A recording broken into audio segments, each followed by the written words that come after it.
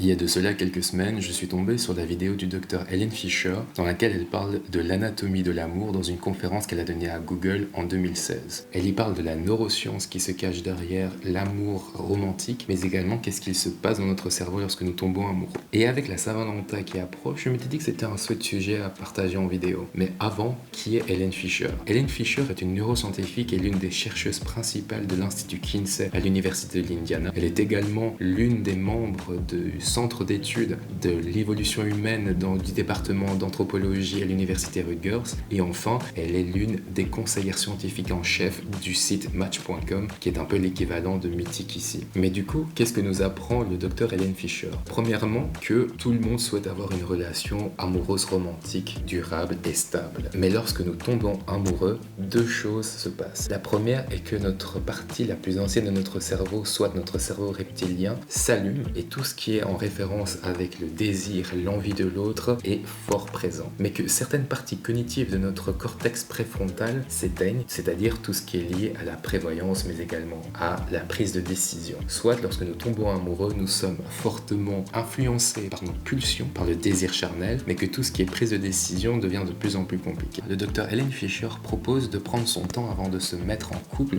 ou du moins avant de se marier. Et elle préconise la durée de 2 ans. Et que selon une étude qui a été menée sur les jeunes adultes américains, plus de 67% des personnes interrogées avaient peur de se mettre officiellement en couple car ils avaient la peur du divorce, mais également la peur de devoir débourser de l'argent pour pouvoir faire face au divorce, au partage des biens ou bien alors au partage d'une maison. Pour le docteur Fisher, les rencontres d'un soir ou bien des amis avec bénéfice étaient une manière pour les jeunes personnes qui avaient peur du divorce d'en apprendre plus sur eux-mêmes, sur les autres, mais aussi d'expérimenter tout ce qu'ils avaient à expérimenter. Elle met aussi en avant que les mariages avant étaient le début d'une relation et que maintenant, au XXIe siècle, le mariage était l'aboutissement, l'un des aboutissements d'un couple. Le docteur Fisher apporte un regard optimiste sur le concept de fast sex and slow love, car cela permettrait à tout un chacun de mieux en apprendre sur son partenaire, comment il épargne, comment il se comporte en société, comment il se comporte avec l'entourage, et que on peut avoir des plaisirs charnels, augmenter son taux de dopamine, mais aussi prendre le temps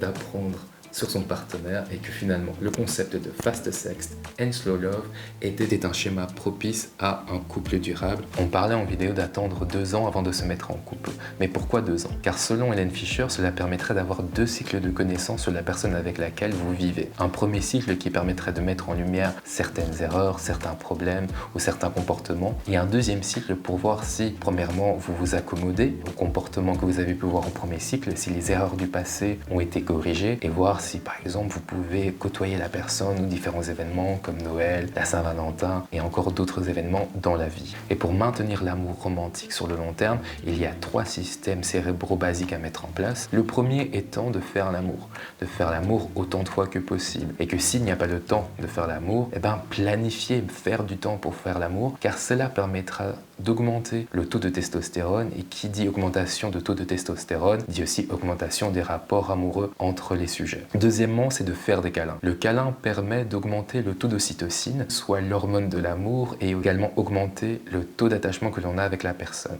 Et combiner le fait de faire l'amour, mais également de faire des câlins, augmenterait le taux de dopamine, ce qui résulterait par un état de relaxation. Et ces 3 stimulations d'hormones permettraient d'augmenter la durabilité de l'amour romantique auprès des personnes concernées. Un autre point pour augmenter le taux de dopamine est l'innovation. Changer de restaurant, lire de nouveaux livres, partager de nouveaux moments en couple. Tout cela permettra d'augmenter le taux de dopamine et augmenter la durabilité du couple, mais aussi ne pas oublier à augmenter le taux d'ocytocine en prenant le temps de dormir dans les bras de l'autre, faire des câlins, faire des caresses inopinées, des caresses programmées. Tout cela pour augmenter le taux d'ocytocine sur le long terme. Le docteur Fisher a voulu savoir qu'est-ce qu'il se passait dans le cerveau des couples mariés heureux. Pour cela, elle a interrogé 1100 personnes qui se trouvaient dans un couple heureux depuis plus de 21 ans. Et ce qu'elle a pu remarquer, c'est que 3 régions du cerveau étaient en activité. La première région était en corrélation avec l'empathie, la deuxième avec la faculté de pouvoir contrôler ses propres émotions, et enfin la dernière à pouvoir faire fi de ce qu'on n'aimait pas chez une personne et se centrer sur ce qu'on aimait. Et que le fait d'avoir ces 3 régions actives permettait d'avoir un couple marié heureux sur le long terme.